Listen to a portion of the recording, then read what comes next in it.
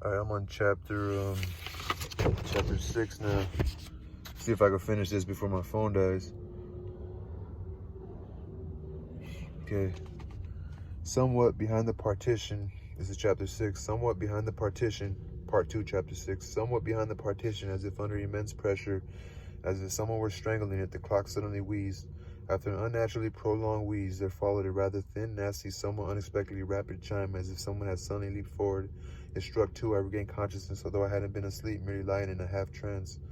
In the cramped, narrow, long-ceilinged room, crammed with a huge wardrobe, cluttered with cardboard boxes, rags, and all kinds of scraps of clothing, it was almost completely dark. The candle end on the table at the other end of the room had almost gone out, feebly flickering now and then.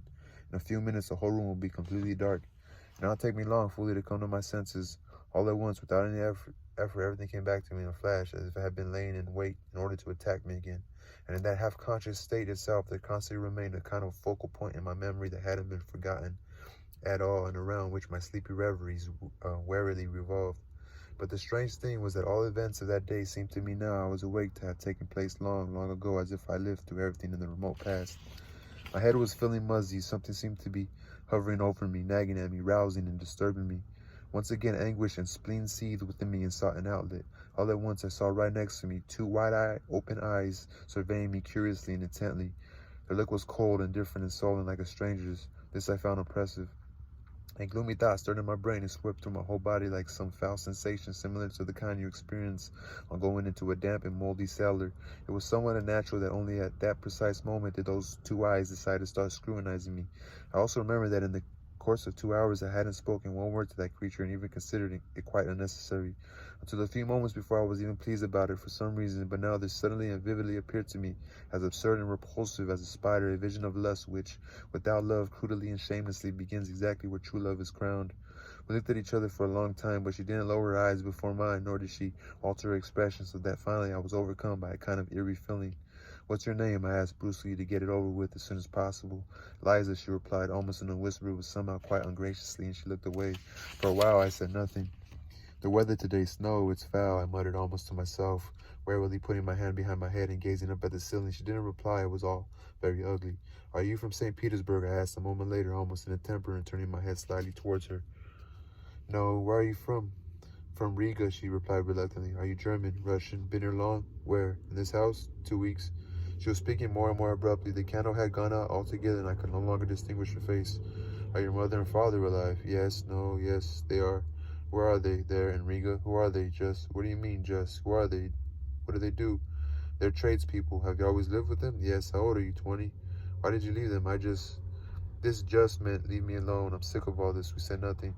God knows why I didn't leave. I myself was feeling increasingly depressed and disgusted. Visions of all that had happened the previous day started drifting through my mind disjointedly, as if of their own accord, against my will. Suddenly I remembered a scene I had witnessed that morning in the street when I was anxiously trotting along to the office. This morning they were carrying a coffin out and very nearly dropped it. I suddenly said out loud, without the slightest wish to start a conversation, almost unintentionally as it were, "A coffin?" "Yes, in the Haymarket. They were taking it out of a cellar." "Out of a cellar?" "Well, not exactly a cellar, a basement, down below, from a house of ill fame.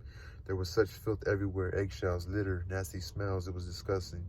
Silence. "A dreadful day for a funeral," I began again, simply for the sake of saying something. "Why dreadful?" "The snow, the damp." I yawned. "Doesn't make any difference," she said suddenly after a brief pause. "No, it's horrible." I yawned again. "I'm sure the grave diggers must have been swearing because they were wet from the snow. Most probably there was water in the grave." "Why shouldn't there be water in the grave?" she asked with some curiosity, but speaking even more rudely and disjointedly than before. Suddenly something spurred me on. "Well, yes, there's water at the bottom, 6 inches of it, in the Volkovo cemetery. You can't dig a dry grave." "Why is that?" "What do you mean, why?" "Because the whole place is waterlogged. There's a marsh everywhere. They just lower them into the water. I've seen it myself many times." I had never seen it, nor had I ever been to Volkovo. I only heard others talk about it. "So it's all the same to you, dying." "Why should I die?" she replied, somewhat defensively. "Well, one day you'll die, and I reckon you'll die just like that woman did. She too was a young girl like you, died of consumption. A whore would have died in hospital. A whore would have died in hospital. She knows about it already," I reflected. She said whore instead of young girl. "She was in debt to the madame," I continued, warming more and more to the argument, "and she served her almost right to the end, despite having consumption. The cab drivers around her were telling some soldiers about it. Most likely they were former acquaintances of hers. They were laughing and planning on having a few drinks to her memory in the pub. Much of this, too, was my own invention. Silence, profound silence. She didn't even stir. So, you think it's better to die in hospital? Isn't it all the same, and why should I die? She added irritably. If not now, then later on. All right, later on. But things don't work out like that. You're young now, pretty and fresh. That's why you're worth quite a lot to them. But another year of this kind of life, and you won't be the same. You'll fade away. After a year? At any rate, after a year, you'll be worth less, I continued sadistically. You have to leave here for somewhere even lower, another house.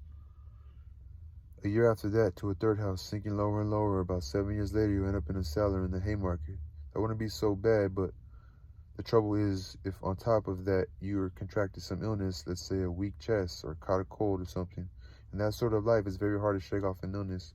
It will take a grip on you and you won't be able to get rid of it, and then you will die. So I'll die, she replied, very bad-temperedly and with a quick change of position. But I feel sorry. Sorry for whom? Sorry for the life you're leading. Silence. It just went silent. Did you ever have a boyfriend, eh? What's it to do with you? I'm not interrogating you. I just like to know. Why are you so angry? Of course, you probably had your share of trouble. Why should I care? I just feel sorry. For whom? Sorry for you. There's no point, she whispered almost inaudibly. She restlessly shifted about again. This immediately made me see red, so I had been so gentle with her, but well, what do you think? That you're on the right path there? I don't think anything. Well, that's bad, not thinking anything. Open your eyes while there's still time. And there is time. You're still young, pretty. You could fall in love, get married, and be happy. Not all married women are happy, she cut me short with a rude patter of before. Of course not all, but it's still a good sight, better than being here, incomparably better. And where there's love, you can't even live without happiness. Life is sweet, even in sorrow. It's good to be alive in this world, however you live. But what's here except a foul stench, huh? I turned away, disgusted. I was no longer wholly irrational. I myself was beginning to be affected by what I was saying. I was becoming heated. I was longing to expound those cherished little ideas that I had nurtured in my corner. Suddenly something caught fire within me. Some kind of purpose revealed itself. Don't take any notice of my being here. I'm no example for you. Perhaps I'm even worse than you. However, I was drunk when I came here, I added, hurrying to excuse myself. All the same. Besides, a man is no example for a woman at all. They're totally different. Although I may degrade and dirty myself, I'm no one's slave. I came here and then I'll be gone. I can shake it all off and again be a different man, but consider the fact that you're a slave right from the start. Yes, a slave. You give everything up, your entire freedom, and later, if you want to break these chains, it will be too late. The fetters will bind you tighter and tighter, and it's such a damnable chain. I know it. I'm not talking about anything else, as you probably wouldn't even understand. Now tell me this, you must already be in debt to your mistress, eh? There, you see, I added, although she didn't answer, but simply listened in silence with her whole being. There's a chain for you. You'll never repair off. That's what happens, same as selling your soul to the devil. And besides, for all you know, I might be a miserable wretch like you, and I'm deliberately wallowing in my muck because I'm sick at heart too. Sorrow drives people to drink, so I'm here out of sorrow. Now tell me, what's good about all this? You and I, we made love just a few minutes ago, and the whole time we didn't say one word to each other, and afterwards you begin staring at me like a wild woman, and I stared back. Is that the way to love? It's really shocking, that's what. Yes, she agreed sharply and hastily. The hastiness of that yes even surprised me. It was the same thought perhaps running through her mind just then when she was watching me. Did it mean that she too was capable of some thought? Damn it. This is very curious. This kinship I thought almost rubbing my hands. And how could she fail to cope with such a young spirit as hers? It was a game more than anything that appealed to me. She had turned her head closer to me and in the darkness seemed to be leaning on her elbow. Perhaps she was scrutinizing me. How sorry I was that I couldn't distinguish her eyes. I could hear her heavy breathing. Why did you come here? I began now with a certain authority. Because I suppose it was nice living in a family home so warm and free, your own little nest. And supposing it was worse than here? The thought I must strike the right note flashed through my mind. Sentimentally, probably won't get me very far with her. However, it was just a passing thought. I swear that she really did interest me. Besides, I was feeling rather relaxed and in the mood. After all, knavery gets on so easily with sentiment. Who can tell? I hastened to reply. Anything is possible, you see. I'm convinced that someone wronged you and they were more to blame than you were, you see. I know nothing of your background, but a girl like you doesn't end up in a place like this because she wants to, does she? So what kind of girl am I? She whispered barely audibly, but I couldn't make out what she said. To hell with it, I'm flattering her. That's low of me, or perhaps it's all right. She remained silent. Look here, Liza, I tell you about myself. If I'd grown up in a family when I was a child, I wouldn't be as I am now. I often think about it. You see, however bad it may be in my family, they're still your own father and mother, and not your enemies, not your strangers, even though they may show their love for you just once a year. At any rate, you can be sure that you're at home.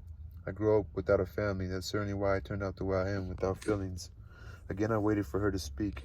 Perhaps she doesn't understand, I thought. What's more, she must find all this moralizing rather comical. If I were a father and had a daughter, I think I'd love the daughter more than a son. Really, I would. I began obliquely, as if on another subject to divert her attention. I was blushing, I do confess. Why, that's, she asked. Ah, so she was listening. Well, I don't really know, Eliza. You see, once I knew a father who was a very strict, grim kind of man, but he used to kneel before his daughter and kiss her hands and feet. Really, he couldn't stop feasting his eyes on her. She'd be dancing at a party, and he'd stand in the same spot for hours without taking his eyes off her. He was besotted with her, that I can understand. At night, when she was tired and fell asleep, he'd wake up and go and kiss her in her sleep to make the sign of the cross over her. He went around in a greasy old frock coat, was tight-fisted towards everything else, but he would spend his last kopeck on her, buy her expensive presents, and the joy it brought him if the gift was to her liking. Fathers always love their daughters more than a mother does. For some girls, home is a very happy place, but I don't think I would let a daughter of mine get married. But why not? She asked with the faintest of laughs. I'd be jealous, really. How could she kiss someone else, love a stranger more than her father? The thought of it pains me, of course. All this is nonsense. In the end, everyone comes to see reason. But I think that before letting her marry, I have exhausted myself with worry. I have found fault with every suitor. However, in the end, I'll let her marry the one she loved. You see, the man the daughter falls in love with always strikes the father as worst of all. It's always been like that. It causes a lot of trouble in families. Others are glad to sell their daughters rather than give them in marriage. Honestly, she suddenly said, "Ah, so that was it?" That only happens in those cursed families where there's neither God nor love, Liza, I threw in heatedly. For where there's no love, there's no reason. There are such families, that's true, but it's not them I'm talking about. From what you say, you can't have known any kindness in your family. You are a genuinely unfortunate person. All that mainly comes about through poverty. And is it any better among gentlefolk? Honest folk can live decently even if they're poor. Yes, perhaps so, but there's something else, Liza. People only like to count their sorrows and not their good fortune. But if they were to take account of things as they should, then they'd see that everyone has his fair share laid in store for him. So supposing all goes well with your family, if God gives his blessing, if your husband turns out to be a good man who loves you, cherishes you, and doesn't leave you, life is so good in that family. And sometimes it's good even if one half of it is beset with sorrow. And if they're anywhere without sorrow, and is there anywhere without sorrow? Should you marry, perhaps you'll find out for yourself. But then consider the early days of married life to the man you love. What happiness sometimes comes along, and that happens time and again. In the early days, even quarrels with the husband end happily. Sometimes the more a woman loves her husband, the more quarrels she picks with him. It's true. I once knew someone like that. You know, I love you very much, she would say. It's because I love you that I torment you so that you can feel it. Do you know that someone can deliberately torment another out of love? Mainly women do that. The woman thinks to herself, then I'll be so tender and loving to him afterwards that it's no sin if I make him suffer a little now. And everyone in the house is happy for you. Everything is so good, so happy, so peaceful and honest. And there's others who are jealous as well. I knew one like that. If the husband went out somewhere, she couldn't bear it, and in the middle of the night, she'd leap out of bed and go snooping about to discover whether he was there in the house with that woman. That's very bad, and she knows it's bad, and her heart sinks, and she blames herself, but she loves him. It's all for love, and how good it is to make peace after a quarrel, to admit that it was her fault and to forgive him, and how good it is for both of them. However, how good everything suddenly becomes, just as if they were newly met, newlywed, and their love was born anew. And nobody, positively nobody, need know what goes on between husband and wife if they love each other. Whatever quarrels they get into, they should never summon their own mothers as judge. When they each tell tales about the other, they are their own judges. Love is a divine mystery, must be kept hidden from all other eyes, no matter what happens. That way is holier, it's better. They respect each other more, and much is founded on respect. And if once there was love, if they married for love, why should love ever pass? Is it really impossible to keep it alive? Those cases are rare when it's impossible to keep it alive. And if the husband succeeds in being a good and honest man, how could love ever fade? It's true, the first conjugal love passes, but then even finer love comes along. Their souls will be as one, and they will do all things together. They will hold no secrets from one another. And when children comes along, every moment, even the hardest, will seem like happiness, as long as they love one another and are steadfast. And then work itself is a joy. Even if you sometimes have to go hungry for your children, that's a joy too, for they will love you for it later, as it means you're storing things up for yourself. As the children grow up, you feel that you're setting them an example, that you are a support to them. They were you to die. that were you to die, they will carry your thoughts and feelings with them all their lives, since they have received from you or your image and taken your likeness. That means it's an immense duty. So in this case, how can the father and mother not grow closer? Do they say having children is a great burden? Who says this? It's heavenly bliss. Do you love little children, Liza? I love them terribly. Just think a tiny, rosy baby sucking at your breast. Well, every husband's heart must turn to his wife when he sees her sitting there with his little child. A rosy, chubby little baby stretching itself and snuggling up to you. Those plump little arms, those tiny clean nails, so tiny it makes you laugh to look at them. Little eyes that seem already to understand everything, and it sucks away, the tiny hand plucking playfully at your breast. Father comes over and it tears itself from the breast. Leans over backwards, looks up at the father and laughs. It's so screamingly funny. Again and again it goes on sucking. And then it might suddenly go and bite the mother's breast if it's already teething, and artfully look at her with its littlest eyes as if to say, look, I've bitten you. Surely that's the height of happiness when all three, husband, wife, and baby, are together. Much can be forgiven for those moments. No, Eliza, you must first learn to live yourself, and then you can blame others. It's with these little pictures that you must show her, I thought to myself, although I really was speaking with genuine feeling. And suddenly I blushed. What if she suddenly bursts out laughing? Where shall I put myself then? The very thought drove me into a frenzy. Towards the end of my speech, I'd become positively heated, and now my vanity was suffering somewhat. The silence dragged on. I felt like giving her a little shove. What are you on about? She said, and then stopped. But now I understood everything. In her voice there sounded a different note. Tremulous, not harsh or rude and defiant as before, but somehow soft and bashful, indeed, so bashful that I myself felt ashamed and guilty. What did you say? I asked with tender curiosity. Well, you sound just like a book, she said, and again I seemed to detect a hint of mockery in her voice. This remark cut me to the quick. I hadn't been expecting that, and I didn't understand that she was deliberately using that mockery as a mask, and that this was the last subterfuge of those who had been subjected to vulgar and persistent probing, of those who, out of pride, will not yield until the very last moment, and who are afraid of unbosoming themselves in front of you. From the very timidity with which she made several attempts at mockery, and only then finally brought herself to speak out, I should have been able to guess this, but I didn't guess, and I was gripped by feelings of spite. Just you wait, I thought. Okay, that's the end of that chapter. So now I'm on chapter 7.